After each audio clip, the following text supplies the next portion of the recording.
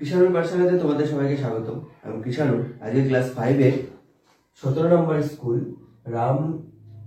রামনগর রাও high স্কুলের সবগুলো অঙ্ক 166 পেজে সবগুলো অঙ্ক আমি করে দেখাবো। তো তোমরা চলো দেখো প্রথমটা। একের ক কি বলেছে? ঘনবস্তুর মাত্রা। ঘনবস্তুর মাত্রা কিন্তু সবসময় 3টি। কি বলতো? একটা ঘনবস্তু মানে ধরো এরকম এই যেগুলো একটা হাইট আছে, উচ্চতা আছে, ঠিক আছে, এই ধরনের জিনিসগুলোকে বলবো ঘনবস্তু।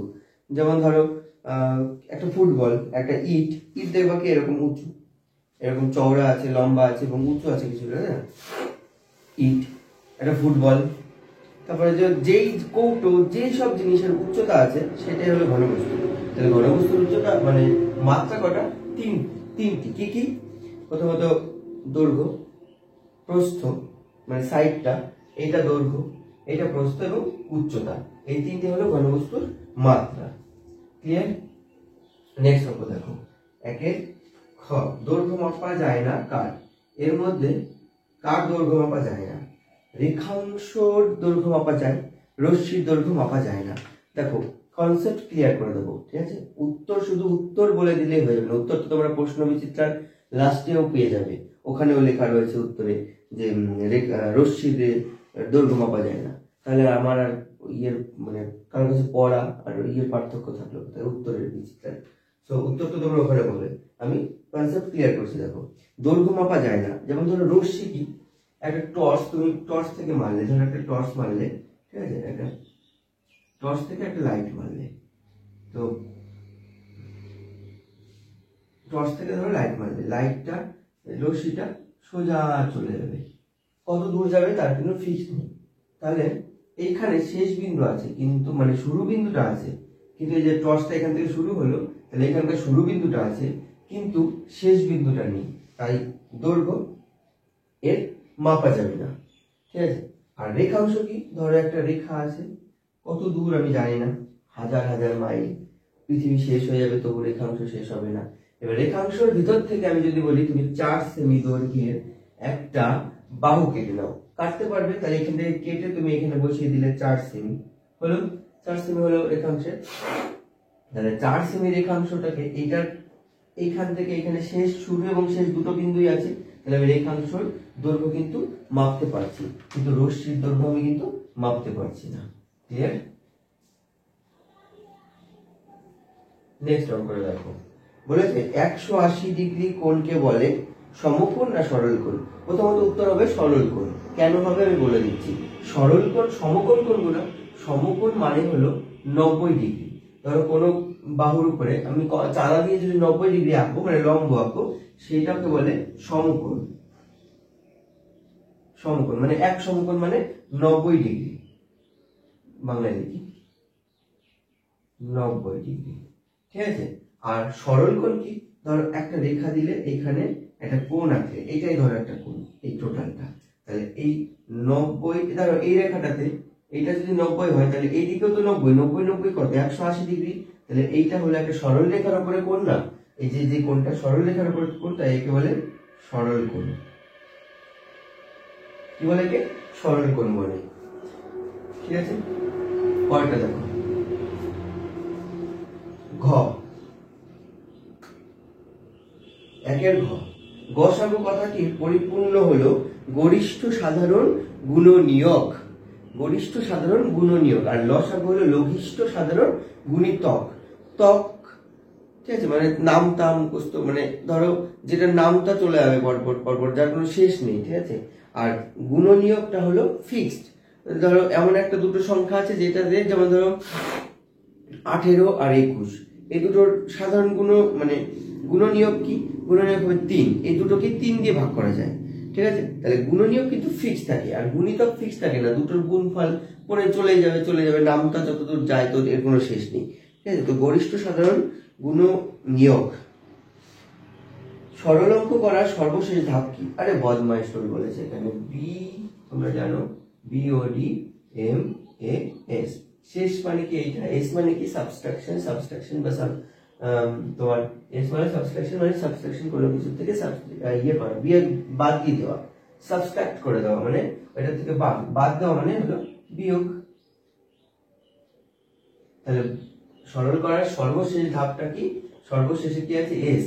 এস মানে সাবট্রাকশন মানে বিয়োগ, সাবট্রাক্ট করে দেওয়া।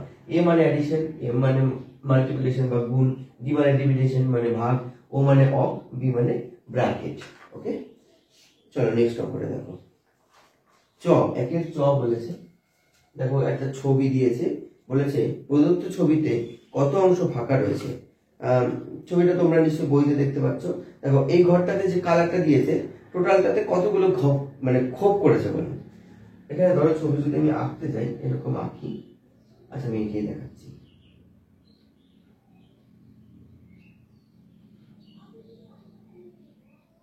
এইখান থেকে একটা করেছে, এইখান থেকে একটা করেছে, এইখান থেকে একটা করেছে, আর এইখান থেকে একটা করেছে। এইগুলো হলো আঁকা। ওকে, তাহলে দেখো টোটালে ঘর আছে কটা? একটা, আমি এটা থেকে ধরি, একটা, দুটো, তিনটে, চারটে, পাঁচটা, ছয়টা, সাতটা, আটটা। তাহলে টোটাল আমার ভাগ করেছে আটটা ঘর। সরি, বাংলাতে লিখতে ইংরেজি হয়ে গেছে। আটটা ঘর আছে টোটাল। আটটার মধ্যে কত অংশ ফাঁকা রয়েছে? একটা ঘর ফাঁকা, দুটো ঘর ফাঁকা, তিনটে ঘর ফাঁকা, চারটে ঘর ফাঁকা। তাহলে আটে আমার চারটে ঘর ফাঁকা রয়েছে। ঠিক আছে, তাহলে দেখো 4/8 অংশ যেখানে লেখা আছে সেটাই হবে উত্তর। কি করে বুঝলে তো? টোটাল ঘর ভাগ করেছে কটা? 8টা ঘর ভাগ করেছে, তার মধ্যে 4টে ঘর ফাঁকা আছে, 1 2 3 4। তাহলে টোটাল 8-এর মধ্যে 4। তোমরা যেমন ধরো প্রশ্ন পরীক্ষা দাও না, সব থেকে ভালো উদাহরণে বুঝবে যে পরীক্ষা দাও, যেমন বলো ধরো 100তে পরীক্ষা হলো, ইউনিট টেস্টে হচ্ছে, 20তে ধর পরীক্ষা হলো, 20তে তুমি পেলে 19, তাহলে 20-র ভিতরে 19 পেলে। ঠিক আছে, এইভাবে লেখে, তাহলে এত অংশ। তাহলে এখানে 8টা ভাগ আছে, দেখো 8-এ কটা ঘর ফাঁকা আছে? 8-এ 4টে ঘর ফাঁকা আছে। এইভাবে লিখতে হবে। ওকে, ক্লিয়ার? নেক্সট দেখো 2-এর গুলো শুরু, 2-এর গুলো করে দিচ্ছি, এক একটা সব শেষ হয়ে গেল 2-এর গুলো। তার আগে বলি যে আমার অনলাইনে ব্যাচ শুরু হচ্ছে, তো হোয়াটসঅ্যাপে গ্রুপে লিংক থাকবে ডেসক্রিপশন বক্সে। যারা তোমরা পড়তে চাও অনলাইনে, তো তারা হোয়াটসঅ্যাপে গ্রুপের লিংক অ্যাড হয়ে যাবে, তারপরে আমাকে টেক্সট করবে তোমাদের স্কুলের নাম, তোমাদের নাম আর হলো কোন ক্লাস সেটা টেক্সট করবে। আমি সেই অনুযায়ী গ্রুপে যেই ক্লাসে যেই গ্রুপ হবে সেই ক্লাসে ভাগ করে দেবো। ঠিক আছে, চলো 2-এর গুলো দেখো। এত দিয়ে গঠিত বৃহত্তম সংখ্যাটি লেখো। 7 4 0 2। এই সংখ্যাগুলো দিয়ে সব থেকে বড় সংখ্যাটা লিখতে বলেছে। তাহলে সব থেকে বড় বলতে সবার আগে 7 আসবে, তাহলে তারপরে আসবে তারপরে ছোটটা 4, তারপরে আসবে তারপরে ছোটটা 2, তার লাস্টে আসবে একদম শেষ সংখ্যাটা। তাহলে 7420 হলো বৃহত্তম সংখ্যা। বোঝা গেল? চলো 2-এর খ। 2-এর খতে বলেছে 4-এর বর্গ কত? 4-এর বর্গ মানে হলো স্কয়ার। 4-এর বর্গ মানে তার মানে হলো 4 গুণ 4, তাহলে 4 × 16, 4 × 16, তাহলে 4-এর বর্গ কত? 16। বর্গ মানে বোঝায় সেই সংখ্যাকে সেই সংখ্যা দিয়ে গুণ। কোনো সংখ্যাকে যদি আমি কোনো সংখ্যা দিয়ে গুণ করি সেটাই বলে সেই সংখ্যাটার বর্গ। ওকে, তাহলে আমি 4-এর বর্গ এখানে বলেছে, তাহলে 4-এর সাথে 4 গুণ করতে হবে। 4-এর স্কয়ার মানে কি? 4-এর সাথে 4 গুণ, সেটাই হবে 4-এর বর্গ। ঠিক আছে, ধরো এখানে আমি তোমাকে একটা ট্রিক শেখাতে পারি, অনেকগুলো ট্রিক্স আছে, সো যাতে তোমরা যারা আমার কাছে পড়ছো তারা তোমাদের বন্ধুদের কাছে রিপোর্ট করে বলতে পারো যে বলতো 15 স্কয়ার কত বা 15 গুণ 15 কত, 1 সেকেন্ডের মধ্যে বল। তখন তারা কিন্তু পাতিয়ে গুণ করতে লেগে যাবে, কিন্তু তুমি যেহেতু আমার কাছে পড়ছো তো তোমাদের গুণ করতে হবে না। দেখো লাস্টে যে সংখ্যাটা আছে তার বর্গ করতে হবে। তাহলে 5-এর লাস্ট, এর সংখ্যার লাস্টে কত আছে? 5 আছে, 5-এর বর্গ কত বলো? 5-এর বর্গ 25, 5 5 25, আর আগে কত আছে? 1 আছে, 1 আছে না? তো 1-এর পরের সংখ্যাটা কত? 1-এর পরে 2, এই দুটোকে গুণ করে দিতে হবে। 2 1 কে 2, সেটা জাস্ট বসিয়ে দাও। সেম ভাবে ধরো 25, আমি 25 বললাম, 25-এর স্কয়ার মানে 25 গুণ 25। তাহলে কি করবো, লাস্টে কত আছে, লাস্টে 5 আছে, তাহলে 5-এর জন্য আমি কি করবো, 5 5 25 লিখবো। আর 2 এর পরের সংখ্যাটা কত, 2 এর পরের সংখ্যাটা 3, 3 × 6 625। সেম ভাবে 35 করো, 35 এ লাস্টে কত আছে, 5 5 5 25। আর 3 এর পরে কত আছে, 3 এর পরে আছে তার 3 4 12, 1225। ঠিক আছে, এইটা শুধুমাত্র লাস্টে যাদের সংখ্যার শেষে 5 আছে সেটার ক্ষেত্রে অ্যাপ্লিকেবল। আর বাদবাকি অনেক ট্রিক্স আছে যেগুলো আমি তোমাদের আস্তে আস্তে ভিডিওতে, প্রতি ভিডিওতে কোনো না কোনো দিতে যাব। ঠিক আছে, যেমন ধরো আরেকটা শেখাই, 11 দিয়ে গুণ করা, সব থেকে সিম্পল ব্যাপার। 11 দিয়ে ধরো 42 গুণ 11, তোমরা কি করবে, হঠাৎ করে এখানে 42 পাতাবে, দিয়ে 11 পাতাবে, দিয়ে গুণ করতে লেগে যাবে এরকম করে, কিন্তু তা করবে না। যখনই দেখবে কোনো সংখ্যাকে 11 দিয়ে গুণ করা আছে, তখনই কি করব, এই দুটো সংখ্যাকে লিখে দেবো, দুই পাশে লিখবো, মাঝখানে একটা গ্যাপ দেব, গ্যাপ দিয়ে এই দুটোকে যোগ করে মাঝখানে লিখবো। 4 দুগুণে 4 আর 2 কত, 6, 462। আরেকটা ধরো, আরেকটা যেমন ধরো তুমি ধরতে পারো 44 ধরো, 44 গুণ 11। ঠিক আছে, তাহলে এই দুটো সংখ্যাকে আমি লাস্টে লিখবো, আর 4 আর 4 8 মাঝখানে। যেমন ধরো 26 গুণ 11, কি করব, 2 আর 6 কে লিখবো, মাঝখানে দুটোকে শুধু যোগ করে লিখে দেবো, তাহলে দুটো যোগ করলে কত হবে, 8 হবে। ক্লিয়ার? চলো দেখো, একটা ছোট জিনিস নিয়ে কত কত ইনফরমেশন দিয়ে দিলাম।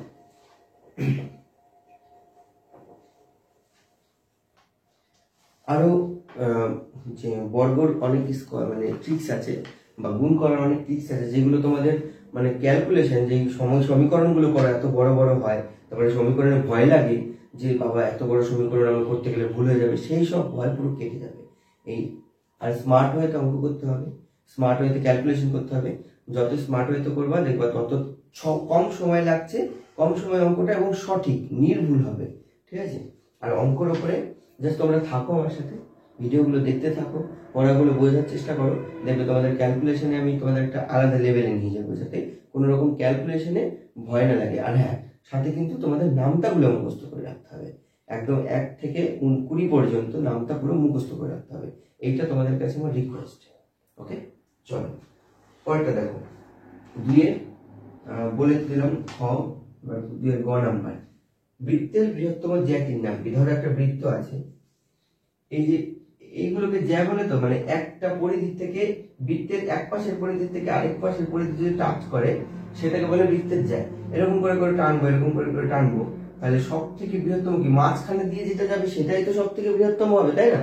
তাহলে মাঝখান দিয়ে যেটা যাচ্ছে এটাই তো সব থেকে বৃহত্তম জ্যা।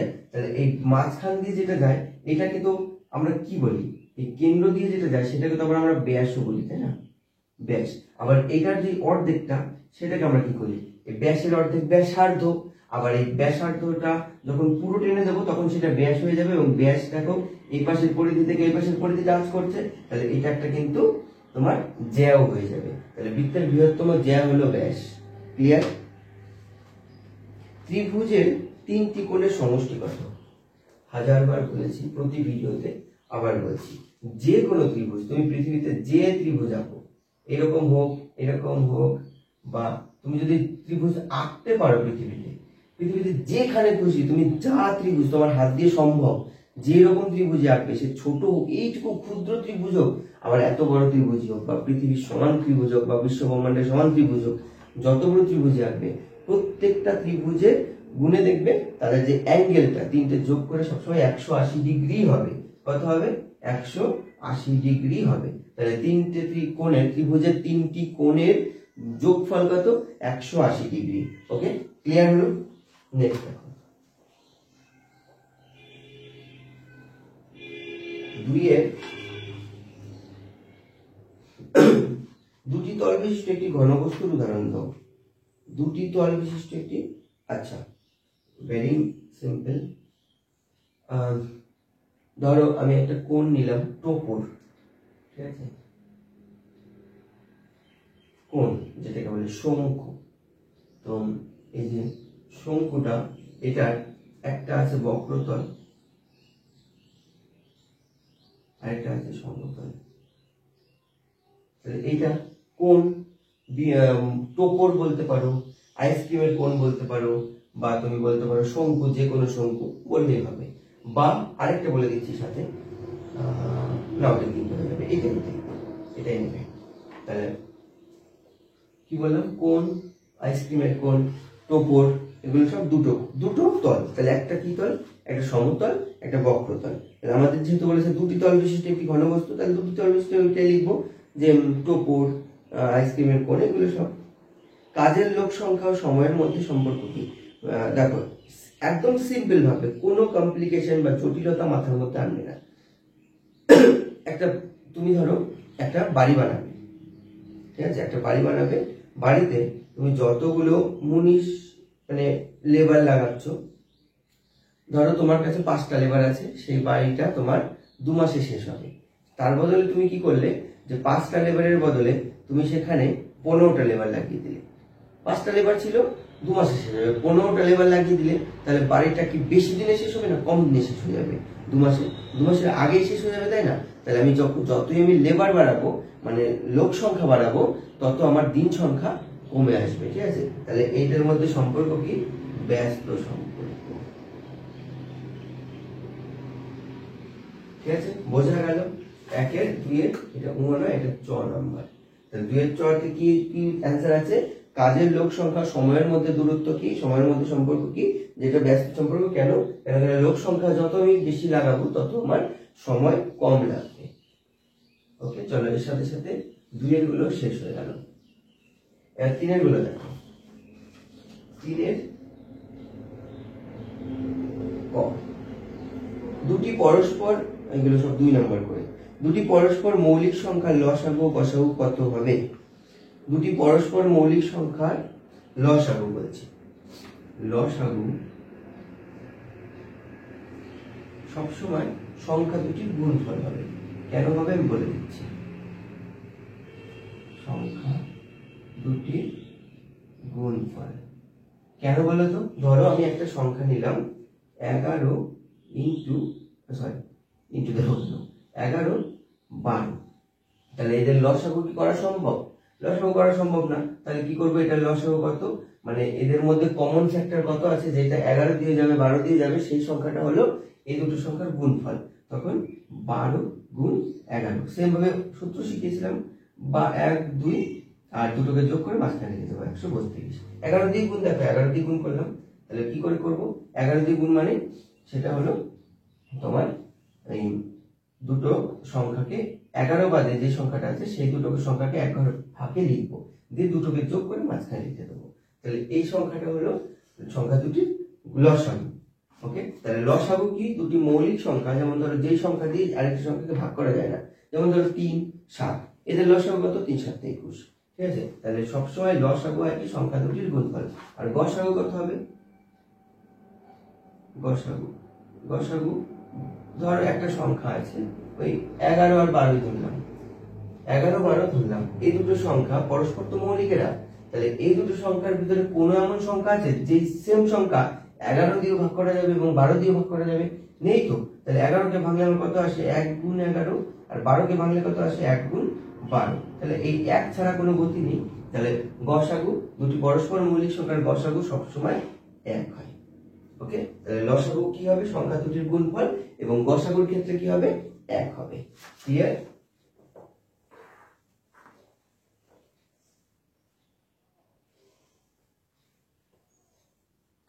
নেক্সট, সব থেকে বেশি কতজনের মধ্যে 15টি আম ও 18টি কলা না কেটে সমান ভাগে ভাগ করা দেওয়া যাবে?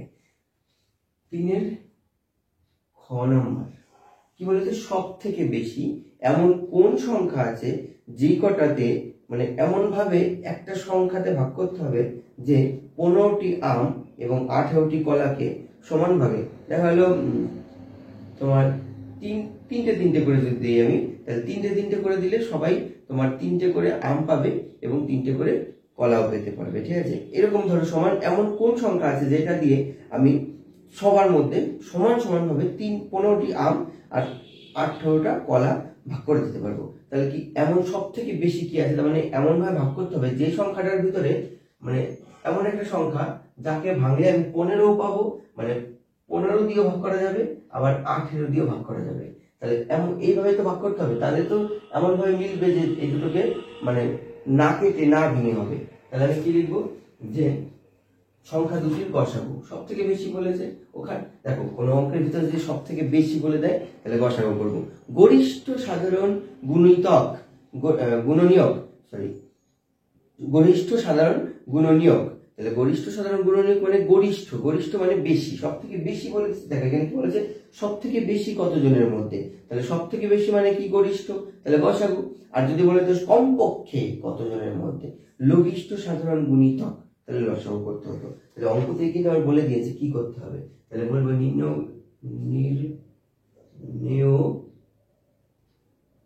গসাগু সমান সমান 15 18।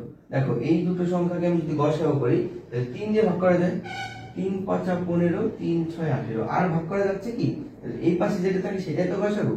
তাহলে নির্ণয় গসাগু সমান সমান কি লিখবো, যে নির্ণয় গসাগু সমান সমান 3। তাহলে সব থেকে বেশি কতজনের মধ্যে, 15টি আমার 18টি কলা ভাগ করে দেওয়া যাবে। তাহলে লিখবো যে অতএব সবচেয়ে বেশি 3 জনের মধ্যে সমান ভাগে ভাগ করে দেওয়া যাবে।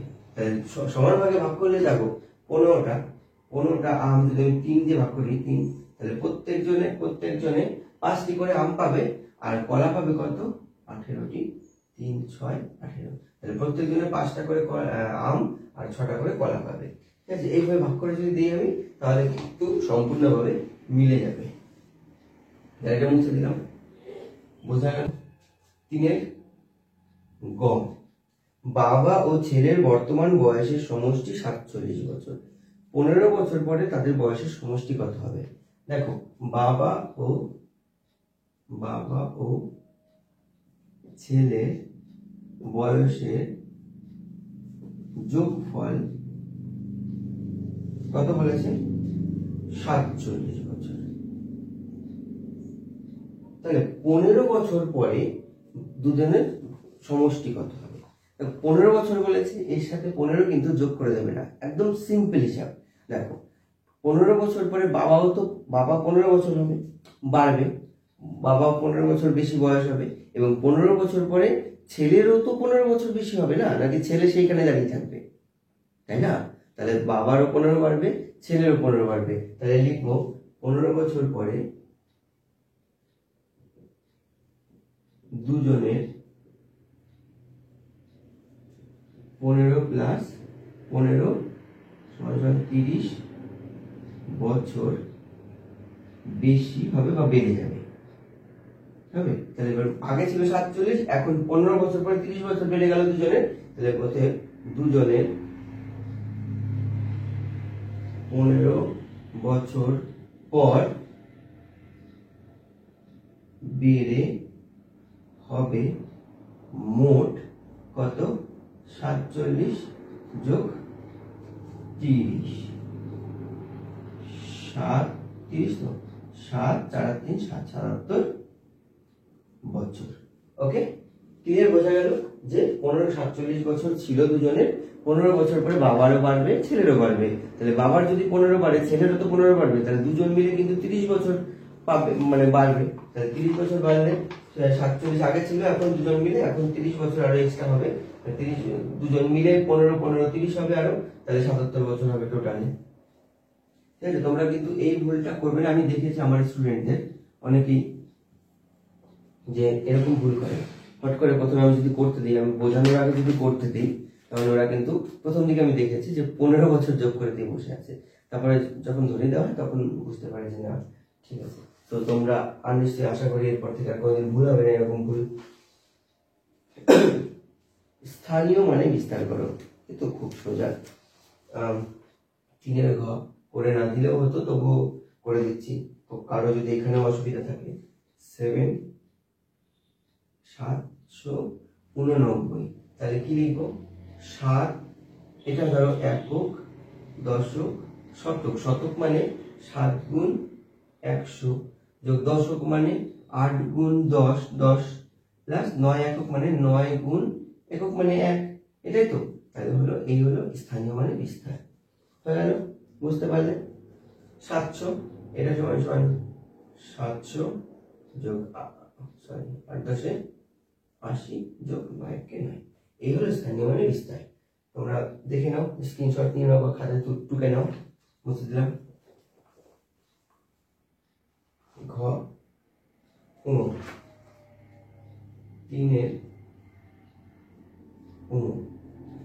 কি বলেছে? আয়ত ঘনকের প্রান্ত রেখার সংখ্যা ও শীর্ষবিন্দুর সংখ্যার অন্তরফল কত? ওকে, চলো তাকে আয়ত ঘনক আঁকি। সমকোণী চৌফল,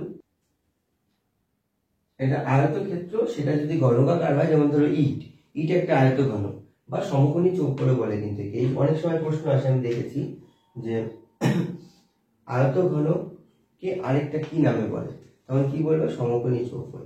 ঠিক আছে, সেই পরের কথা।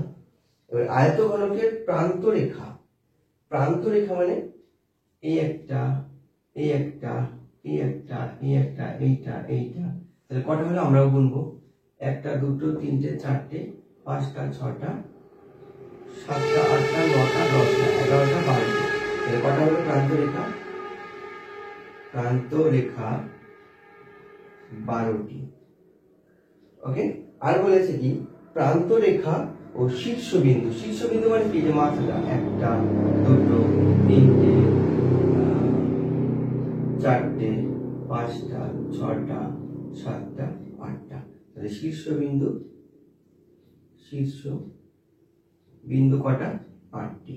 এবার কি বলেছে? এদের অন্তর, অন্তর মানে কি? বিয়োগ। অতএব এদের অন্তর কত? 12 বিয়োগ, সরি এটা আমার ইংরেজিতে লেখা হয়ে গেছে, এটা হলো 8টি। 12 বিয়োগ 8 কত হয়? 4। 8 9 10 11 12, 4 4। তাহলে এদের বিয়োগ অন্তর্গত শীর্ষবিন্দু, প্রান্ত রেখার শীর্ষবিন্দুর অন্তর্গত 4। ক্লিয়ার? মুছে দিলাম। নেক্সট অঙ্ক তোমাদের জন্য।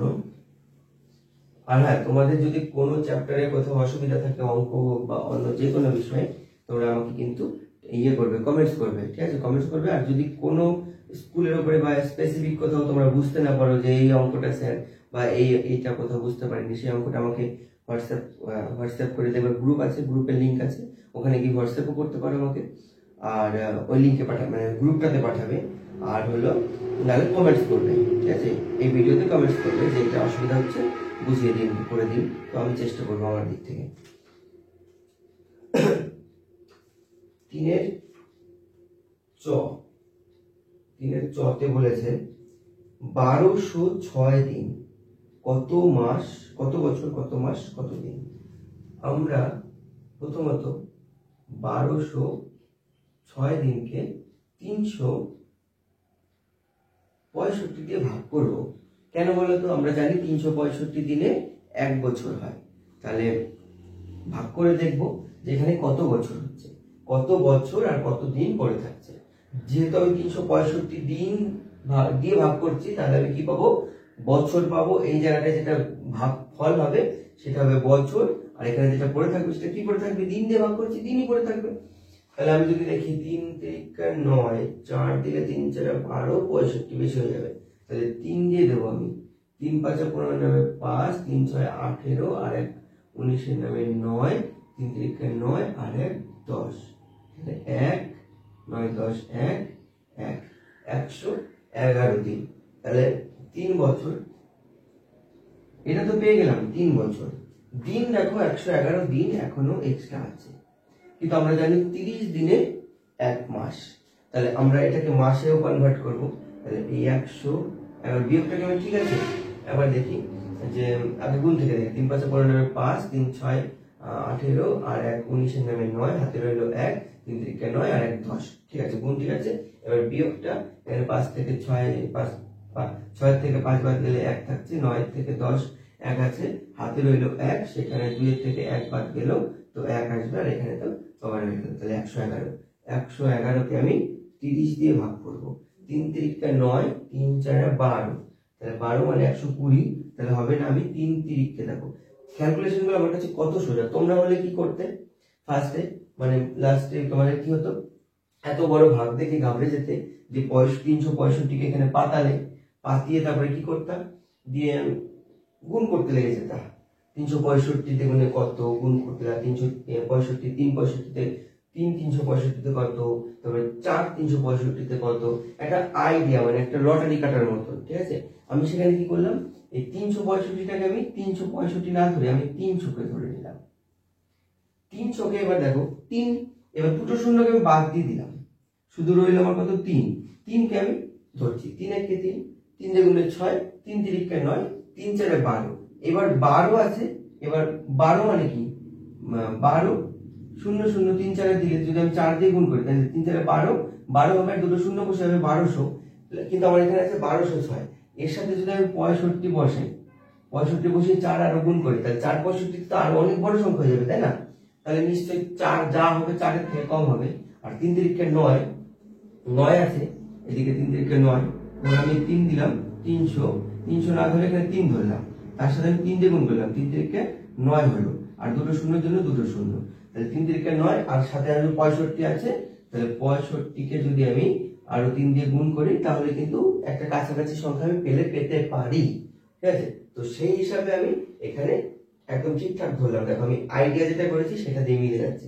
এখানেও তাই, এখানে আমি কত ধরেছি, 30 তো আছে, তাহলে 30কে দিয়ে ভাগ করবো, যেহেতু আমি 30 দিন মানে 1 মাস করে বের করবো, তাহলে 3 1 3, 3 গুণে 6, 60 মানে 110 এর থেকে কম হচ্ছে, 111 থেকে, তাহলে 3 তিরিকে 9, যদি আমি 90 ধরি তাহলে 90 111 এর কাছাকাছি, আরেক ঘর যাবো, 3 4 12, 12 মানে 12, এখানে কত ধরেছি 30, তাই তো, 30 গুণ 4, 3 4 12, আর শূন্যের জন্য শূন্য হয়ে যাবে 120, মানে 4 দিলে আমার বেশি হয়ে যাচ্ছে, তাহলে আমি 3 বারই দেবো, 3 তিরিকে 9, তাহলে 1 9 10 11 2 21, তাহলে আমার কত হবে, এখানে পরে রইল কত 21 দিন, আর এটা এত মাস।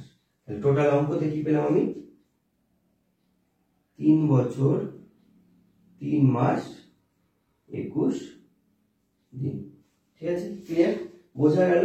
মেইনলি দেখো অঙ্কটা কিন্তু সোজা ছিল, ছোট ছিল, সহজে করে দিতে পারতাম, সহজেই করে দিয়েছি আমি, কিন্তু এই যে এত এক্সপ্লেনেশন গুণ ঠুন দেওয়ার আমার কোনো দরকার ছিল না, কিন্তু দিতে হবে তোমাকে গোড়ার থেকে বোঝাতে হবে, যে তোমাদের যদি কোথাও কম থাকে সেটাকে আমাকে তুলে ধরতে হবে। তো তার জন্য যে বললাম না, ক্যালকুলেশন গুলো তোমাদের যে ইমপ্রুভ করতে হবে, ইমপ্রুভ করার দায়িত্ব আমার। কি করে করবো দেখো, আমি একটাও গুণ করিনি, ঠিক আছে, সব মুখে যেটা করেছি শুধু মুখে মুখে করেছি, এখানেও দেখো যেটা করেছি মুখে মুখে করেছি, আর যেটা ধরবো সেটাই হবে, আমাকে এক্সট্রা করে গুণ করতে হবে না, কিন্তু ধরার প্রসেসটা শিখতে হবে তোমাদের, যে আমি এটাকে 365 পেলাম মানে 300 ধরে নেব, সেটা 300 ঘরে, তাহলে 300 ধরে নেবো, 300 দিয়ে গুণ করে দেখবো, 300 মানে 3, 300 আগে 3 আসে, 3 দিয়ে করে দেখবো এবার কোনটা পর্যন্ত যাচ্ছে। এইভাবে যদি ধরতে পারো দেখবা তোমার অনেক ক্যালকুলেশন, অনেক গুণ, অনেক যোগ বিয়োগ সব কম হয়ে যাচ্ছে। তো আর তোমার পরীক্ষার জন্য, অঙ্ক পরীক্ষাতে টাইম তোমার মানে এখন তো ধরো টাইম পাও না পরীক্ষাতে, টাইম তোমার কম মনে হয়, যে 3 ঘন্টার জায়গায় 4 ঘন্টা দিলে বেটার হতো, তখন মনে হবে যে অঙ্ক পরীক্ষা 1.5 ঘন্টাতে ঠিক আছে, ঠিক আছে, 1.5 ঘন্টার মধ্যে অঙ্ক সব নামিয়ে দেবে, এতটা এক্সপার্ট হয়ে যাবে। চলো পরের অঙ্কটা দেখা যাক। এটা হচ্ছে 166 পেজে বলেছে যে এটা চ হয়ে গেছে, এবার 6 নাম্বার। 1 ডজন ডিমের দাম 48 টাকা হলে 11টি ডিমের দাম কত? ওকে, দেখো 1 ডজন সমান সমান 12টি, অতএব লিখবো 12টি ডিমের দাম হলো 48 টাকা, অতএব একটি ডিমের দাম কত, 12টার দাম যদি 48 টাকা হয়, ধরো 12টা কলম কিনেছো তুমি, 12টা চকলেট কিনেছো, তাহলে 12টা চকলেট নিলে তাহলে তোমাকে 48 টাকা করে 48 টাকা দিতে হলো, তাহলে একটা চকলেটের দাম কত, 48 ভাগ 12, 4 8 48 মানে 4 × 48, 3 মাংস হচ্ছে 4 × 48, তাহলে একটা ডিমের দাম 4 টাকা। আবার বলছি, যেমন ধরো একটা আমি বললাম যে 5টা কলমের দাম 10 টাকা, 5টা কলমের দাম তোমার 10 টাকা, তাহলে একটা কলমের দাম কত? এরকম 1টা 2টো 3টে 4টে 5টা কলম কিনলে 5টা কলমের দাম হলো 10 টাকা, তাহলে একটা কলমের দাম কত? 2 টাকা। 5 দুগুণে 10। তাহলে আমি কি করলাম, ওই 5টা কলমের দাম 10 টাকা, একটা কলমের দাম কত?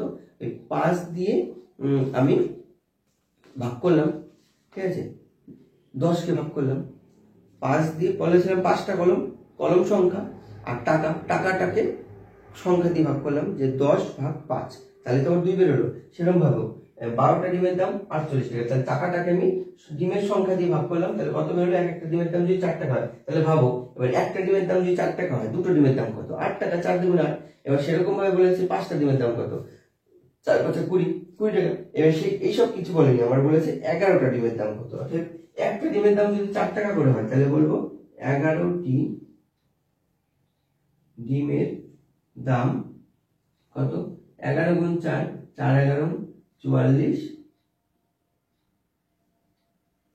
টাকা। বুঝে গেল? তাহলে একটা ডিমের দাম যদি 4 টাকা হয়, দুটো ডিমের দাম 4 × 2, হ্যাঁ, তারপরে তোমার 5টা ডিমের দাম কত? 5 × 4, আবার তোমার হলো 11টা ডিমের দাম কত? 4 × 11। যতগুলো সংখ্যা থাকবে তত দাম দিয়ে ভাগ করে গুণ করলে পেয়ে যাবো। তাহলে 11টা ডিমের দাম হলো 44 টাকা। বোঝা গেল? মুছে দিলাম।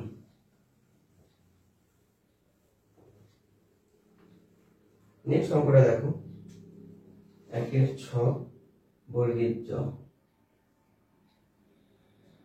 একজন ব্যবসায়ী 193.50 টাকার একটি খেলনা কিনে এত টাকায় বিক্রি করলো, তার কত টাকা লাভ হলো? ধরো তুমি ধরো, সাপোজ নিজেকে ধরো, তুমি একটা দোকানদার, তুমি 5 টাকায় একটা জিনিস কিনেছো, তোমার বন্ধুকে সেটা দেখে পছন্দ হয়েছে, তোমার বন্ধু বললো যে বিক্রি করবি ভাই? তো তুমি বললে হ্যাঁ করবো, আমাকে 7 টাকা দিতে হবে, তাহলে আমি এটা দেবো। তাহলে তুমি কিনেছিলে কত টাকায়? 5 টাকায়। তুমি বিক্রি করলে কত টাকায়? 7 টাকায়। তাহলে তোমার লাভ হলো কত? 2 টাকা। কি করলাম আমি? ওই 7 থেকে 5 বিয়োগ দিলাম, তাহলে তোমার বিক্রয় মূল্য কত হলো? 7 টাকা। তুমি কিনেছিলে কত? ক্রয় মূল্য কত হলো? 5 টাকা। তাহলে আমি বিক্রয় মূল্য থেকে ক্রয় মূল্য বিয়োগ দিলাম। তাহলে এখানে দেখতে হবে যে তার লাভ, অতএব লিখব তার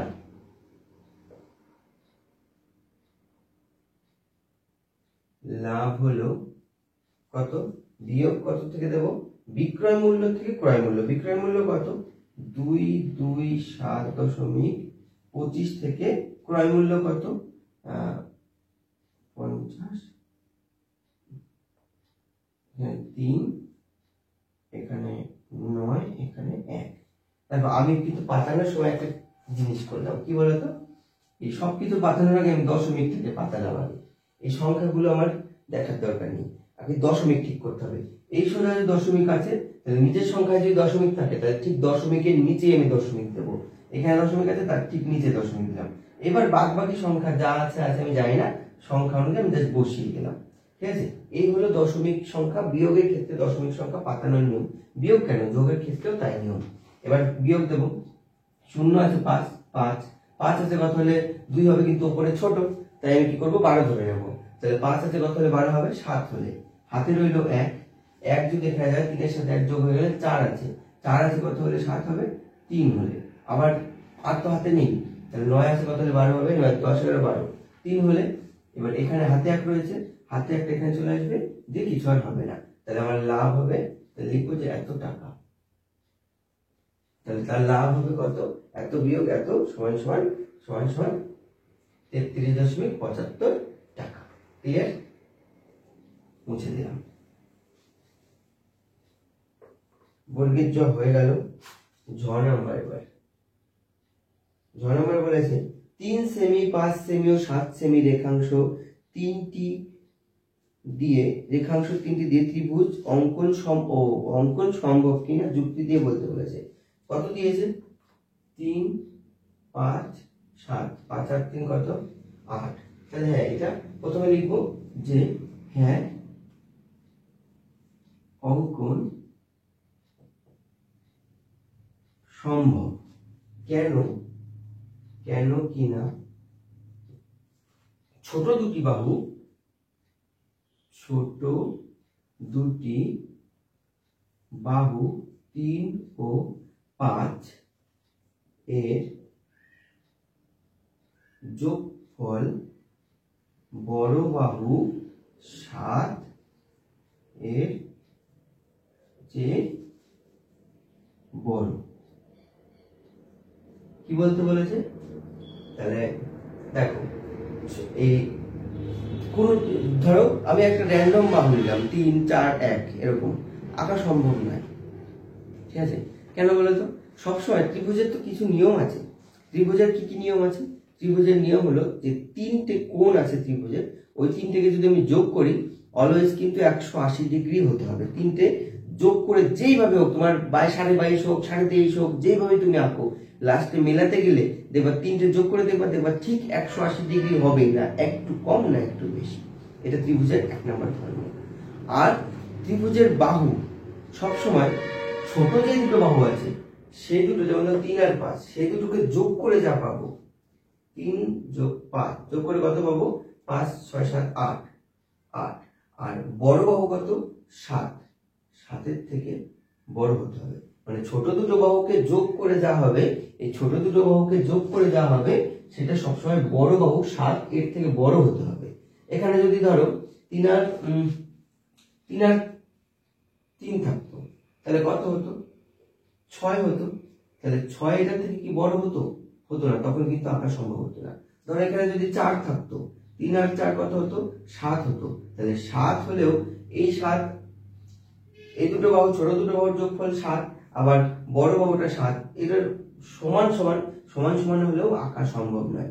শুধুমাত্র এই দুটোকে যোগ করে সবসময় বড় হলে তবেই, যদি বড় হয় 5 আর 3 8, তবেই আঁকা সম্ভব, আদারওয়াইজ আঁকা সম্ভব নয়। ওকে, পাওয়া গেল যুক্তি। নেক্সট অঙ্কটা দেখো।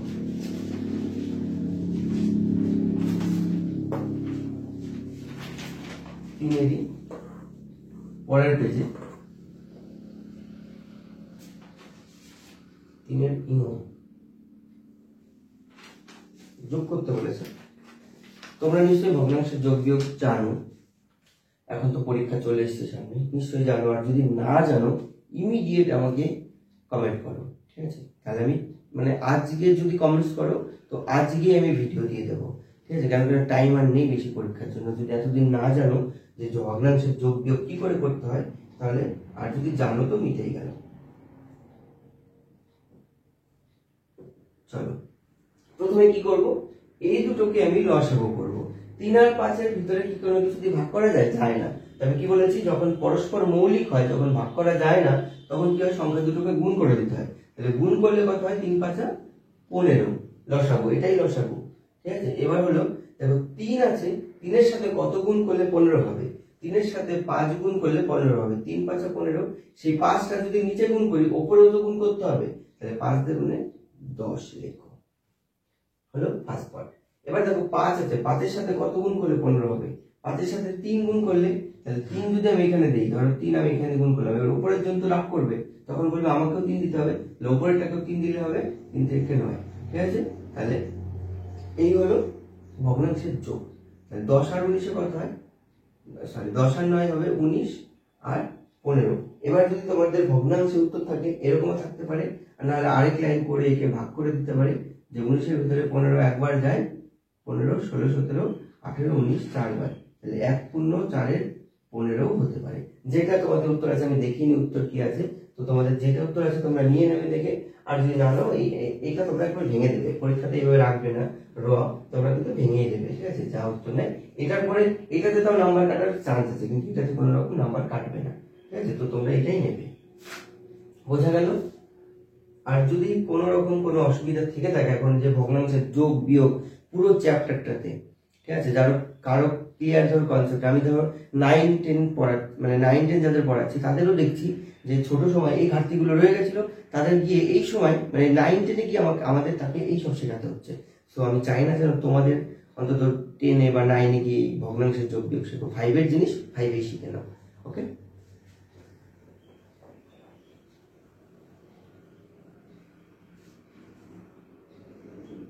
3 ট কি বলেছে, একটি বর্গাকার জমির একটি বাহুর দৈর্ঘ্য 11 মিটার। একটা বর্গাকার জমি বলেছে, বর্গাকার মানে কি বলতো, যেই জমির 4 দিক সমান, এই দিকেও যদি 10 হয় তাহলে এই দিকেও 10 হবে, তাহলে 4 দিকটা সমান হবে, সেটাই বর্গাকার।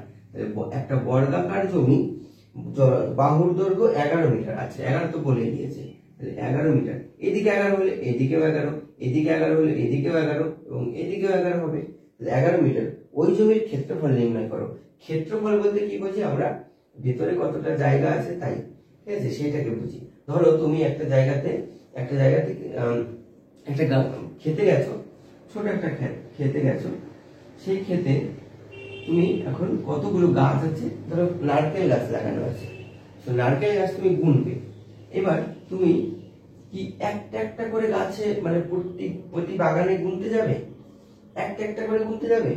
একটা একটা করে গুনতে গেলে তো তোমার রাত হয়ে যাবে।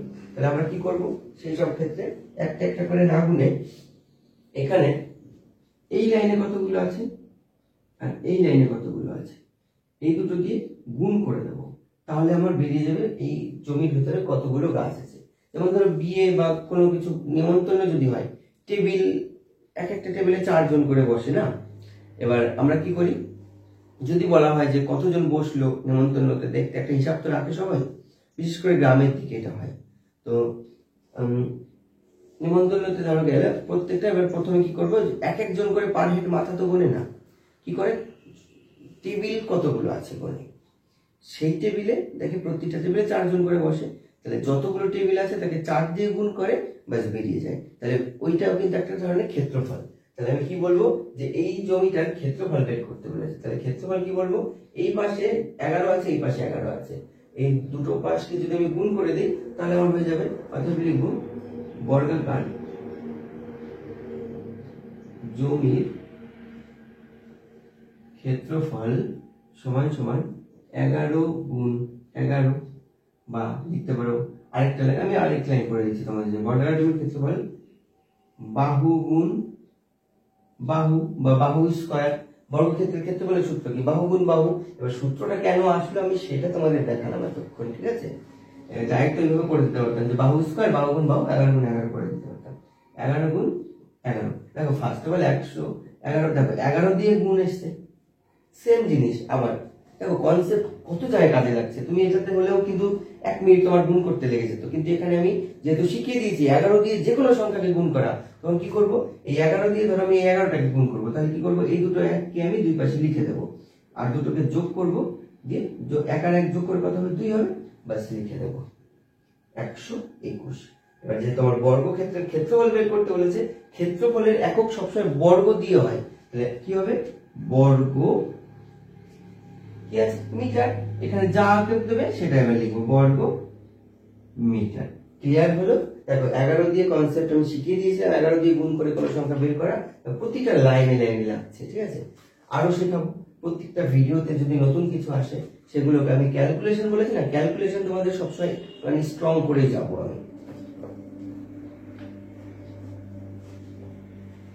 3 ট হলো, এবার 3 ঠ, স্থূলকোণী কাকে বলে, লিখবো যেই কোণ মানে যেই কোণের মান 90 ডিগ্রির থেকে বেশি সেই কোণকে স্থূলকোণী বলে। কোণ 3 ধরনের, একটা হলো সূক্ষ্মকোণী, একটা সমকোণী, একটা স্থূলকোণী। আর প্রবৃত্ত কোণ ওইসব আলাদা ব্যাপার, সেগুলো আবার পরে বলে দেবো। আচ্ছা এখনই বলে দিচ্ছি, সূক্ষ্মকোণ কাকে বলে, যেই কোণ 90 ডিগ্রির থেকে ছোট, যেমন ধরো 60 ডিগ্রি, 60 কি 90 থেকে ছোট না বড়, 90 থেকে নিশ্চয়ই ছোট, 90 থেকে ছোট হওয়ার জন্য 60 ডিগ্রি কোণ কিন্তু একটা সূক্ষ্মকোণী ত্রিভুজ। সূক্ষ্ম মানে ছোট, দেখো সূচ এইসব সূক্ষ্ম জিনিস বললে আমরা সূক্ষ্ম মানে ছোট, এভাবে মনে রাখবে। সমকোণ, সমকোণ মানে সবসময় সরল মানে সমকোণ আর কি, সমকোণ মানে হলো সমান সমান, এই পাশে যা হবে এ পাশেও তাই হবে। তাহলে এমন একটাই ভাগ করা যায় 90 ডিগ্রি, 90 ডিগ্রির এ পাশে 90, এ পাশে 90 দিয়ে একটা 180 ডিগ্রি লাইন হয়। ক্লিয়ার হলো? এটাকে বলে সমকোণ। আর 90 ডিগ্রির যদি বেশি হয় সেটাকে বলবো আমরা স্থূলকোণ। আর 90 ডিগ্রি বেশি মানে 180 ডিগ্রির বেশি যদি হয় সেটাকে বলবো প্রবৃত্ত কোণ। ঠিক আছে, তাহলে চারটে জিনিস শিখলাম। প্রথমত আমরা তিনটে দিয়ে কাজ চালাবো। তিনটে কি? একটা সূক্ষ্মকোণী, একটা সমকোণী, আর একটা হলো স্থূলকোণী। তারপরে যদি প্রবৃদ্ধ কোণ কখনো আসে লিখবো যে 180 ডিগ্রির বেশি হলে সেই কোণটাকে আমরা প্রবৃদ্ধ কোণ বলবো। ঠিক আছে, তাহলে সূক্ষ্মকোণী স্থূলকোণী কি লিখলাম? যে যেই কোণের মান 90 ডিগ্রি থেকে বেশি এবং 180 ডিগ্রির কম, তাহলে লিখবো যে কোণের মান 90 ডিগ্রি থেকে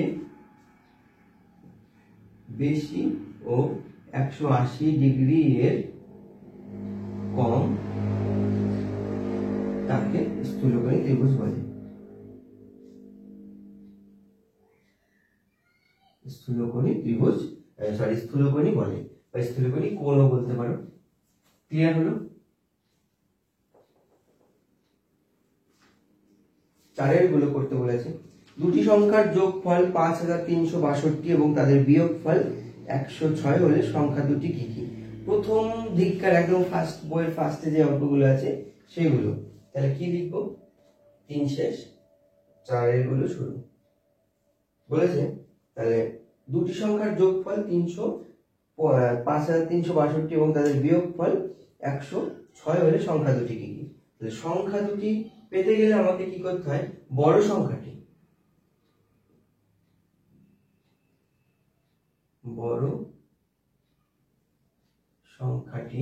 হলো যোগফল, সংখ্যা দুটির যে যোগফল 5362, সেই যোগফলের সাথে বিয়োগফলটাকে যোগ করতে হবে সংখ্যা দুটির 106। তাকে যদি 2 দিয়ে ভাগ করি তাহলে আবার বড় সংখ্যা বেরোয়। এটাই তো সূত্র, এটাই তো তাই। দেখো 6 আর 2 8, 6 0 6, 3 আর 1 4, 5 দিয়ে 2 দিয়ে ভাগ, 2 দিয়ে ভাগ করে দাও। 2 দিয়ে কাটবো আমি, 2 দিয়ে কাটলে কত হবে? 5 এর ভিতরে 2 কবার যায়? 2 দিয়ে গুণে 4, 5 1 4, 2 দিয়ে গুণে 4 হলো। এখানে কিন্তু 5 আছে, তার জন্য 1 হাতে রাখতে, 1 হাতে থাকলে 14 4 এর আগে বসবে, সেই একটা 4 এর আগে বসলে কত হবে? 14 হবে। 14 এর ভিতরে 2 কবার যায়? 7 দিয়ে গুণে 14, হাতে কিছু থাকছে কি? থাকছে না, আউট। 6 এর ভিতরে 2 কবার যায়? 3 বার বসালাম। 8 এর ভিতরে 2 কবার যায়? 4 দিয়ে গুণে 8, তাহলে কত হলো? 2734। এটা হলো বড় সংখ্যা। আর ছোট সংখ্যাটি কত? ছোট সংখ্যায় দেখো, এই দুটো সংখ্যার যোগফল যদি এত হয়, বড় সংখ্যা যদি এটা হয়, তাহলে এটার থেকে এটা বিয়োগ দিলে যা হবে সেটাও তো ছোট সংখ্যা পাবো। আমি তা করবো না, তা না করে 5362 বিয়োগ 106/2। এবার দেখো, আগে ছোট বড় সংখ্যা বের করার জন্য কি করেছিলাম? সংখ্যা দুটির যোগফলের সাথে সংখ্যা দুটির বিয়োগফলকে যোগ করে তাকে 2 দিয়ে ভাগ করেছি। আর এখন কি করব? সংখ্যা দুটির যোগফলের সাথে সংখ্যা দুটির বিয়োগফলকে বিয়োগ দেব, দিয়ে 2 দিয়ে ভাগ করব, তাহলে আমার বের হবে ছোট সংখ্যা। 6 আছে, কত হলে 2 হবে, মানে 12 হবে। 6 হলে 6 এর ভিতরে 0 1 5, আর হাতে কিছু নেই, তার জন্য আমার 3 এর থেকে এখানে, হ্যাঁ এখানে হাতে ছিল 5 হয়ে গেছে, আর এখানে 3 এর থেকে 1 বাদ যাবে, 2 হবে আর 5, আর নিচে 2 আছে, 2 দিয়ে ভাগ করব। তাহলে 5 এর ভিতরে 2 কবার যায়? 5 এর ভিতরে যায় 2 বার, 2 বার গেছে, 2 তে গুণে 4 হয়েছে, 2 তে গুণে 4, 5 এর ভিতরে 2 দুবার গেল, 2 তে গুণে 4, কিন্তু এখানে আছে 5, তাহলে হাতে আমার রইল কত? 1। সেই একটা কার আগে বসবে? 2 এর আগে বসবে। 2 এর আগে মানে এবার 12 হলো, 12 এর ভিতরে 2 কবার যায়? 6 বার, 6 তে গুণে 12, বাস লাগাও। এবার 5, এই 5 এর ভিতরে আবার 2 বার যায়, 2 দুগুণে 4, কিন্তু হাতে আবার 1 থাকছে, এই একটা কার আগে বসবে? 6 এর আগে। 1 এর 6 এর আগে বসলে হবে 16, তাহলে বসলে হবে 8 দুগুণে 16, 8। আর কিছু হাতে নেই, আর কোনো সংখ্যা নেই, তাহলে কত হলো? 2628। তাহলে বড় সংখ্যাটা কত? 2734, আর ছোট সংখ্যাটা কত? 2628। তাহলে সংখ্যা দুটি কি পেয়ে গেলাম? একটা সংখ্যা এটা, আর একটা সংখ্যা এটা। ক্লিয়ার? নেক্সট অঙ্ক।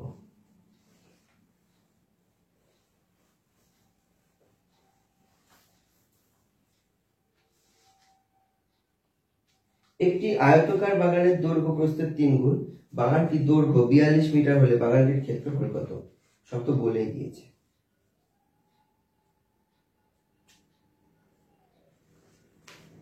আচ্ছা, আর বেশি অঙ্ক নেই, চলো আমি এই অঙ্কটা করে দিচ্ছি। 4 খ, একটি আয়তাকার বাগানের দৈর্ঘ্য প্রস্থের 3 গুণ। দৈর্ঘ্য, এটা দৈর্ঘ্য, এটা প্রস্থ।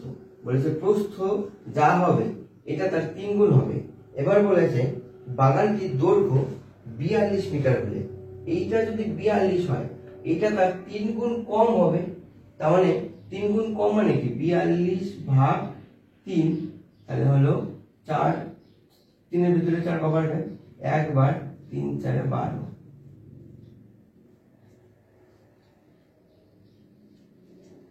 তাহলে এইটা যদি 14 হয়, বলেছে না প্রস্থ যা দৈর্ঘ্য তার 3 গুণ, তাহলে এইটা যদি 14 হয় এইটা হবে 42। এবার আমাকে উল্টোটা বলে দিয়েছে, বলেছে শর্ত এটা যে প্রস্থ যা দৈর্ঘ্য তার 3 গুণ, কিন্তু দৈর্ঘ্য বলেছে 42। তাহলে দৈর্ঘ্য 42 বলে প্রস্থ কত হবে, এর 3 ভাগ।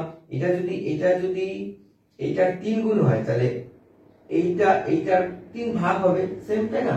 তাহলে লিখবো 42 মিটার। তো হ্যাঁ, মিটার, মিটার দৈর্ঘ্য হলে প্রস্থ হবে কত, 42 ভাগ 3 সমান সমান 14 মিটার। ওকে, ক্লিয়ার? এবার কি লিখবো, ক্ষেত্রফল চেয়েছে, তাহলে আবার বলবো যে অতএব বাগানটির ক্ষেত্রফল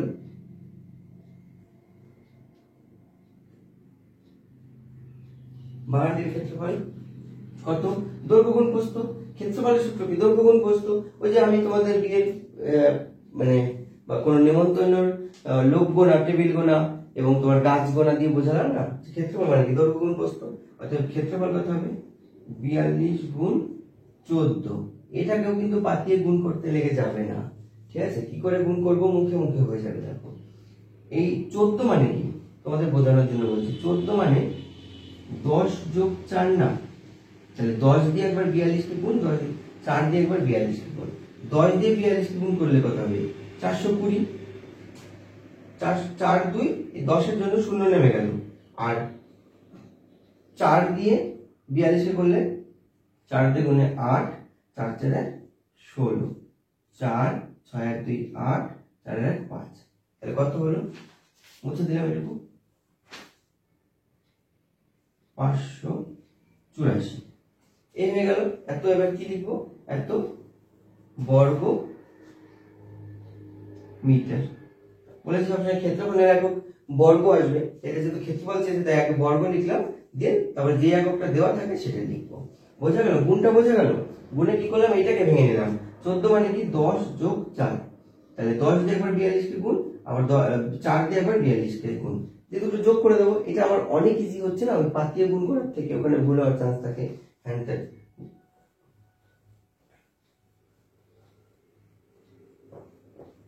আর তারপরে যদি দুই সংখ্যার গুণ শিখতে চাও তোমরা, ধরো 42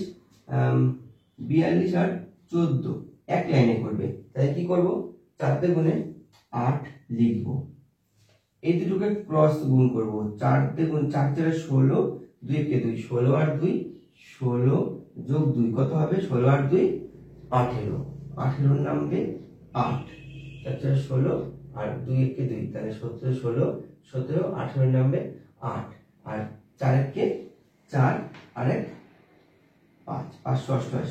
আচ্ছা, ওখানে কি বাংলা ইংরেজি দুটো মিক্স হয়ে গেছিল, 588 তো ছিল যে 42 গুণ 14 করলাম 420, আর হলো 4 দিয়ে গুণে 8, 4 4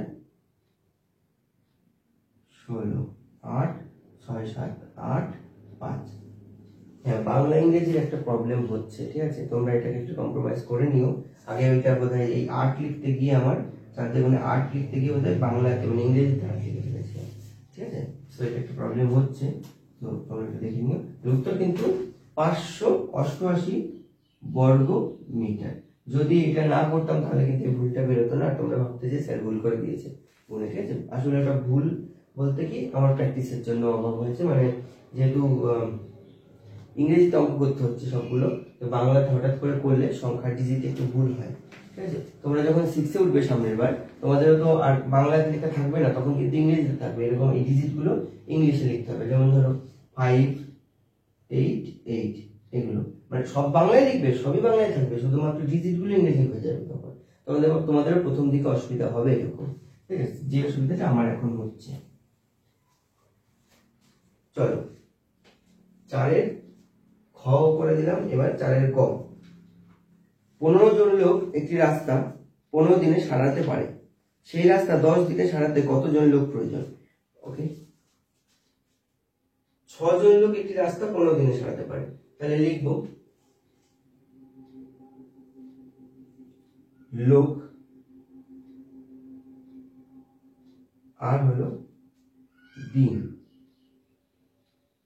যেহেতু আমার লোক বের করতে বলেছে, তাহলে দিনটাকে আগে লিখবো। আমি যেটা বের করতে বলে সেটাকে পরে লিখবো। তাহলে এখানে আমি দিনটাকে আগে লিখবো, দিন, আর এটা হলো লোক। তাহলে দিন কত আমার?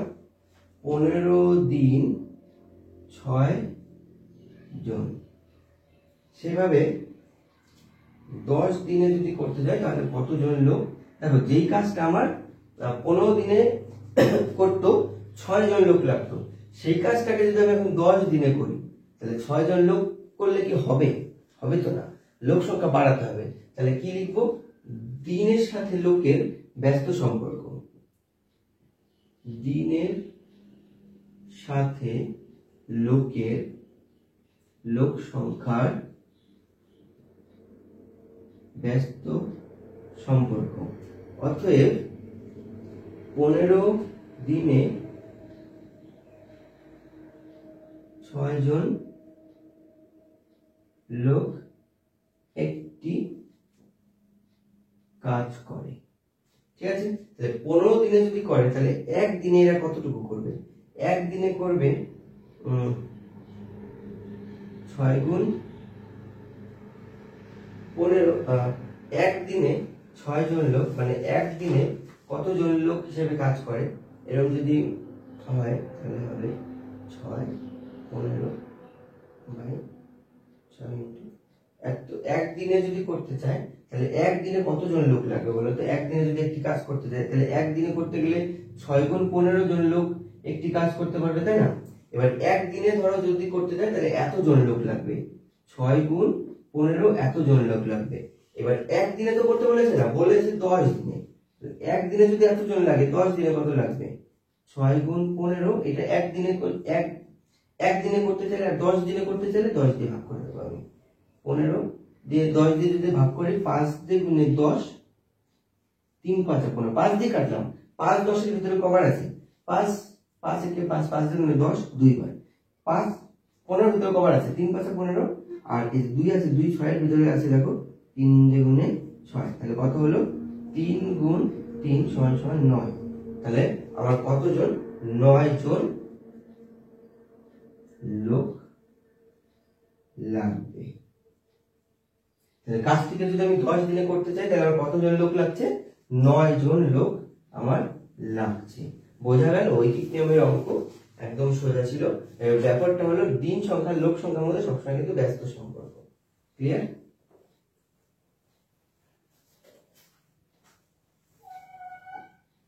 চারের গ হয়ে গেল। চারের খ। তোমার বাবা ফুলের দোকানে এত টাকা, মিষ্টির দোকানে এত টাকা দিল। এখন তোমার বাবার কাছে এত টাকা আছে। প্রথমে তোমার বাবার কাছে কত টাকা ছিল? দেখো, ফুলের দোকানে এত যে টাকাটা দিল, ধরো তুমি বাজারে গেলে 5 টাকা দিয়ে একটি কলম কিনলে, ঠিক আছে, আর 5 টাকা দিয়ে একটা চকলেট কিনলে। ওকে, তাহলে 5 টাকা দিয়ে তুমি একটা কলম কিনলে, আর 5 টাকা দিয়ে তুমি চকলেট কিনলে। তাহলে তোমার মোট খরচ করলে কত? 10 টাকা। তারপরেও দেখলে তোমার কাছে আরো 10 টাকা পড়ে আছে, পকেটে 10 টাকা পড়ে আছে, সেটা নিয়ে তুমি বাড়ি চলে আসলে। তাহলে বলো, তুমি মোট কত টাকা নিয়ে বাড়ি গেছিলে, বাজারে গেছিলে? তাহলে প্রথমে 10 টাকা তুমি খরচ করেছো, আর 10 টাকা তুমি বাড়ি নিয়ে এসছো। তাহলে মোট আমি 20 টাকা নিয়ে গেছিলাম না, যে 10 + 5 + 5 টোটাল তাহলে আমি মোট এখানেও কিন্তু সেম জিনিস বলেছে যে তাহলে মোট তোমার বাবার কাছে কত টাকা ছিল, অর্থাৎ লিখবো দেখো এত টাকা খরচ করেছে প্রথমে, তারপর এত টাকা আবার খরচ করেছে, আর এত টাকা সে বাড়িতে নিয়ে এসছে। তাহলে মোট খরচ করেছে কত, খরচ করার পর এত টাকা পড়ে আছে, তাহলে লিখবো যে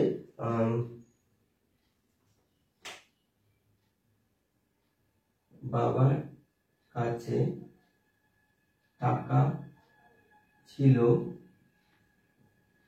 মোট কত, দেখো 70.25 টাকা খরচ করেছে, ফুলের দোকানে, মিষ্টির দোকানে 92.50 টাকা খরচ করেছে, আর তোমার 37.25 টাকা তার কাছে আছে।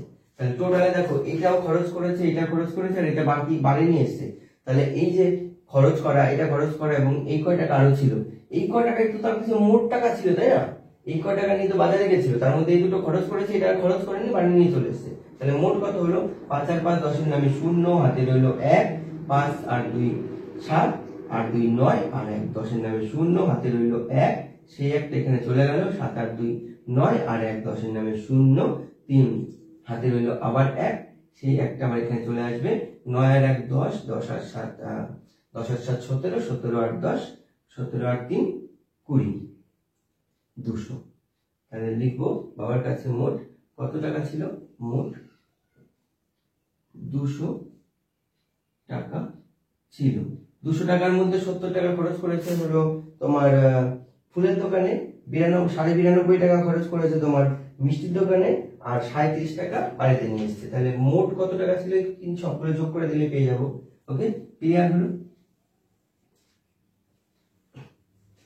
সূক্ষ্মকোণী ত্রিভুজ কাকে বলে? আরে বললাম তো, সূক্ষ্মকোণ, সূক্ষ্ম মানেই ছোট। যেই ত্রিভুজের একটি কোণ 90 ডিগ্রি থেকে ছোট হবে সেই ত্রিভুজকে আমি সূক্ষ্মকোণী বলবো। যেমন ধর একটা ত্রিভুজ আমি আঁকলাম, এই কোণটা কত, এই সোজাসুজি আঁকলে 90 ডিগ্রি হতো, কিন্তু আমি এটা 90 ডিগ্রি থেকে ছোট করেছি, তাই এটা সূক্ষ্মকোণী।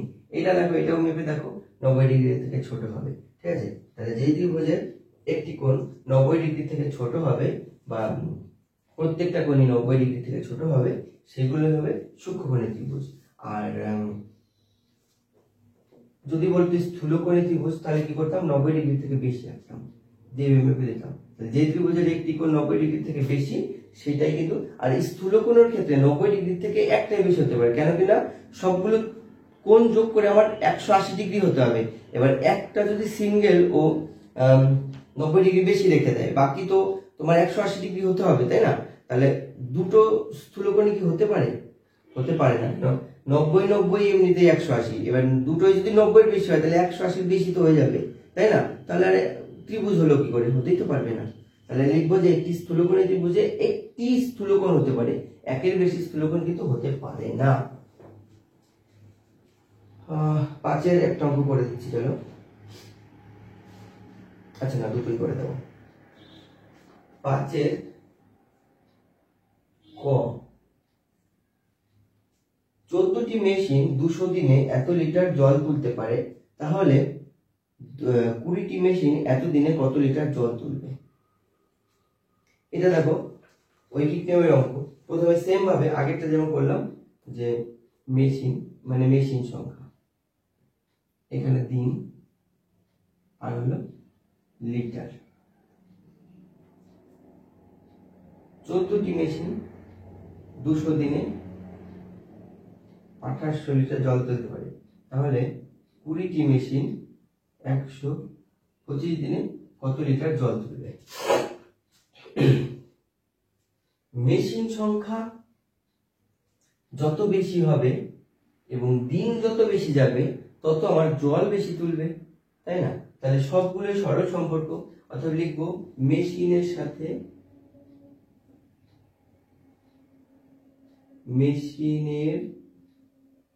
সাথে দিন ও জল তোলার পরিমাণ সরল। কেন বলতো? যতগুলো মেশিন লাগাবে 200 দিনে যা জল তুলবে তাহলে 500 দিনে তার থেকে বেশি জল তুলবে। এবার তুমি যদি আরো মেশিন লাগাও তাহলে আরো জল তুলবে, তাই না? তাহলে এইগুলো কি সম্পর্ক? সরল সম্পর্ক। সরল সম্পর্ক। তাহলে 14টি মেশিন,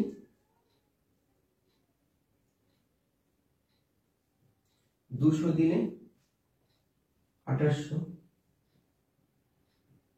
লিটার জল তুলতে পারে। তাহলে একটি মেশিন একদিনে কতগুলো পারবে? 2800 ভাগ 200 ভাগ 14, তাই না? 14টি মেশিন যদি 200 দিনে 2800 লিটার জল তোলে, তাহলে 100 দিনে একটা মেশিন একদিনে কত তুলবে? একটা মেশিন একদিনে 2800 ভাগ 200 ভাগ 14, তাই না? এটা তো তুলবে। আর কি লিখবো? 20টি মেশিন এবার 125 দিনে কতটুকু তুলবে? তাহলে এইটা হবে 2800 ভাগ ছিল কত? 200 গুণ 14, আর 20টি মেশিন, তাহলে একে 20 দিয়ে গুণ করো, কতদিন কাজ করবে? 125 দিন। একদিনে এত 200 দিয়ে ভাগ ছিল। এবার আমার একদিনে তো আমি সব বের করলাম, একদিনে একটা মেশিন। এবার 20 দিনে 125টা মেশিন কত করবে? 20 গুণ 125 হয়ে যাবে। এবার এই শূন্য কেটে দাও। ও আচ্ছা, এটা রেখে দিলাম, আর কাটো। এই শূন্য কেটে দাও। এইখানে এই দুই কেটে দাও। হলো 14 গুণে, এখানে দেখো 280 রয়েছে, তাহলে 14 গুণ 280 মানে 28 আর গুণ 10, তাহলে 14 গুণে 28 আর এই শূন্য নেমে যাবে।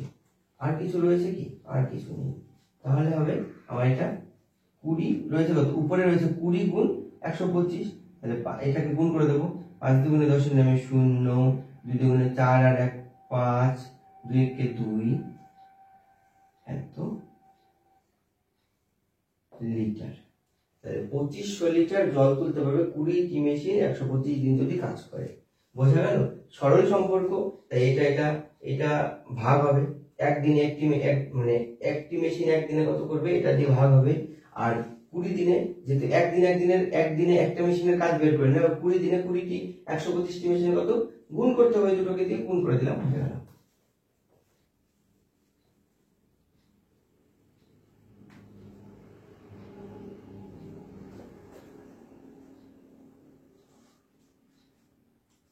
পাঁচের খ, এটাই লাস্ট অঙ্ক হবে। কেন কিনা তোমার 5-এর গ আমি করে দেবো না, এটা খুব সোজা অঙ্ক, তো তোমরা নিশ্চয়ই পারবে এটা। খেলার মাঠে একদল ছাত্রছাত্রীকে বর্গাকারে দাঁড় করাইয়ে দেওয়া হয়েছে। বর্গাকার মানে কি? ধরো এমন একটা লাইন, এখানে যদি 4 জন থাকে, তাহলে এদিকেও 4 জন থাকবে, 1 2 3 4।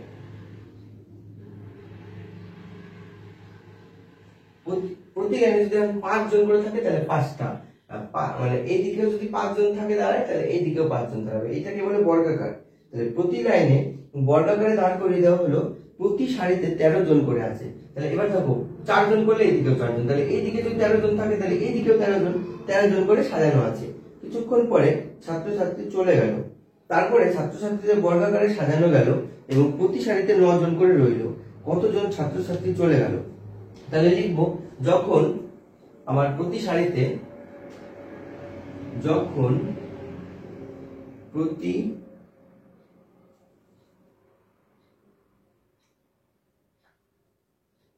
সারিতে 13 জন করে ছিল, তখন মোট কত? 13 গুণ 13 মানে 169, এতজন 169 গুণ করে দেখতে পারো সেম ভাবে। 13 গুণ 13, এটাকে যদি আমি 13কে যদি ভাঙি 10 যোগ 3 তাহলে 130, আর 3 তারিখে 39, 9 6 1 হলো সেম এতজন। এবার কি বলবো? এখন কিছু জন ছাত্র চলে যাওয়ার পরে প্রতি সারিতে এবার এইদিকে 9 জন দাঁড়াবে, এইদিকেও 9 জন দাঁড়াবে। এবার লিখবো, অতএব প্রতি সারিতে 9 জন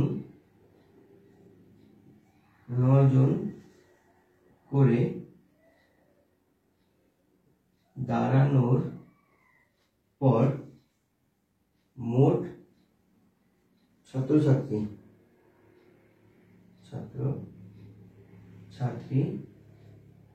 রইল কত? 9 গুণ 9 সমান 81টি হলো। আবার বাংলা ইংরেজি হয়েছে 81টি, 81 জন, সরি কি বলছি, 81 জন রয়ে গেল। এবার দেখো আগে ছিল 169 জন, এবার রইল 81 জন। তাহলে অতএব চলে যাওয়া ছাত্র ছাত্রীর সংখ্যা কত? 169 বিয়োগ 81। 9 থেকে 1 বাদ দিলে হবে 8, 8 আছে কত হলে 16 হবে, 8 হলে 16, তাহলে এখানে 8 থাকলে 8 আছে, 8 হলে 16 হবে। আর এক হাতে 16 ধরেছিলাম, হাতে 1, 1 1 শূন্য হয়ে গেল 88 জন কিন্তু চলে গেল। তাহলে আমার কি বলেছে যে কতজন ছাত্রছাত্রী চলে গেল, লিখবো কি 88 জন ছাত্রছাত্রী চলে গেল। আর বুঝতে পারলে অঙ্কটা বর্গাকার বলেছে, তাই 13 জন যদি এদিকে থাকে 13 জন এদিকেও থাকবে। তাহলে মোট কতজন ছাত্র, এদিকে 13 দিয়ে এদিকে 13 গুণ করবো। ওই যে গাছের, যখন আমি তোমাদের বললাম না গাছের অঙ্কটা শিখলাম, যে তুমি ধরো একটা জমিতে গাছ গুনতে গেছো, বা একটা নিমন্ত্রণের টেবিলে কতজন লোক আছে গুনতে গেছো, তাহলে প্রত্যেকজনের পার হেড তো বা প্রতিটা গাছকে আলাদা আলাদা করে ধরে গোনার দরকার নেই না। তো তার জন্য আমি কি করবো, একটা দিক ধরবো, এদিকে কতজন আছে এদিকে কতজন আছে, দিয়ে টোটালে গুণ করে দেবো, সেটাই। এবার বর্গাকার যেহেতু বলেছে, তাহলে এদিকে 13 জন থাকলে এদিকে 13 জন থাকবে, তাহলে মোট কতজন থাকবে 13 গুণ 13, সেম জিনিসই করেছি। ওকে, তো চলো আর পরেরটা গ নাম্বারটা তোমরা করে নিও বাড়িতে, এটা খুব সোজা অঙ্ক, এটা আমি করে দিচ্ছি না। আর ভিডিওটা কেমন লাগলো অবশ্যই কমেন্টস করে জানাবে। আর তোমরা যদি অনলাইনে পড়তে চাও, সামনের সেশন, মানে তোমরা যখন 6-এ উঠবে, সামনের সেশনে আমি নতুন ব্যাচ শুরু করছি। সো তোমরা আমি একটা লিঙ্ক দিয়ে দিচ্ছি হোয়াটসঅ্যাপের গ্রুপে, তো তোমরা সেই সবাই ওই গ্রুপটাতে অ্যাড হয়ে যাও। আর অ্যাড হয়ে আমাকে কোন স্কুল এবং কোন তোমার নাম কি আর কোথায় বাড়ি সেগুলো সব আমাকে পাঠিয়ে দেবে, নাম, ঠিকানা আর স্কুল। ওকে, আর চলো দেখা হচ্ছে পরবর্তী ভিডিওতে। আর চ্যানেলটাকে সাবস্ক্রাইব করো।